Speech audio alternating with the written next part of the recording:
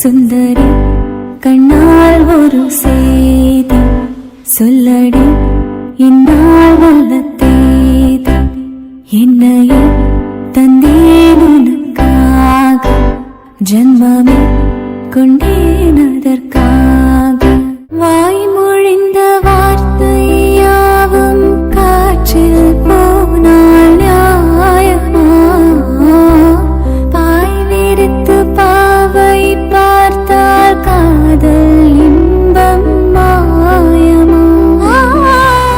வாழ் பிடித்து நின்றால் கூட